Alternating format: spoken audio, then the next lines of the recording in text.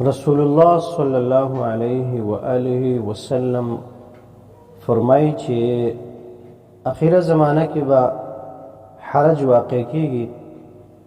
اصحابو ته پوښتنه کوي یا رسول الله وی دا حرج څه شی دی؟ نو پیغمبر علیه السلام مبارک فرمایل چې حرج دا دی چې قتل او قتال به ډېر شي.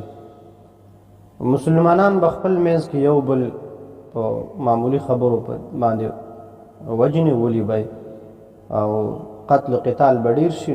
دا به نه چې کنه یو مسلمان به چېرته د کافر سره جهاد کوي یا به د یو مشرک سره جهاد کوي لګیا به نه، بلکې دی به خپل منځ کې چې کم دی نو یو بل ولي.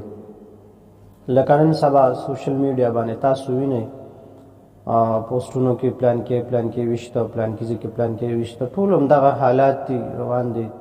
دا د هغه اخري زمانې چې کومه پیشنګوي پیغمبر علیه السلام مبارک ورکړې ده نو دا تقریبا چې مکمل شوی دا ظاهره شوی دا وشته دی.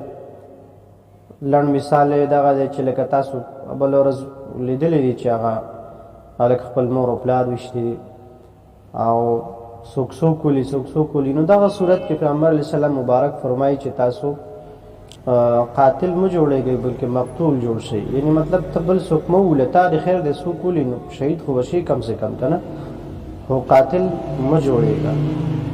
نو خاص کار والدینو ته چې کم دی نو دا یو پیغام دی چې په خپلو اولاد باندې خپلو بچو باندې چې کم دی نو خصوصي خیال ساتي. سوشل میډیا دور دی، که دغه هلک دغه پبجي ګیم نه کولی د هغې نه هغه طریقه نه زده کړې نو په پلار به یې ولې دغه شانې ډزې کولې. یو دومره ماشوم ته وګوره چې هغه دی دومره زړه کوي او تمانچه دې رالي او بیا د خپل والدین ولي.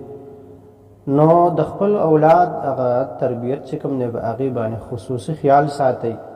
کنې د هر یو انسان مثلا دغه حالات که تا که مور پلار نه ولي نو بل به ولي په معمولي خبرو باندې به یو بل ولي او یو درز غوبل به جوړي. دا د پیغمبر علیه السلام مبارک هغه پیشنګیانې دي ورو ټیکېږي یو صحیح کېږي.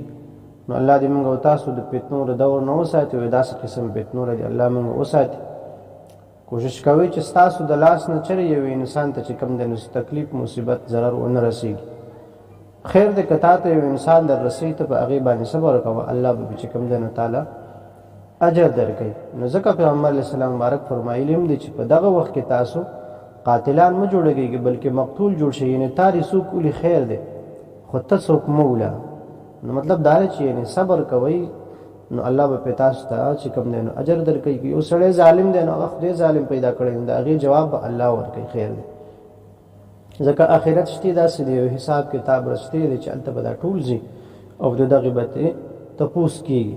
نو ته چا جواب نشي ورکولی مور کوه نو الله به ستا چې کوم دی نو د هغې بدله اخلي.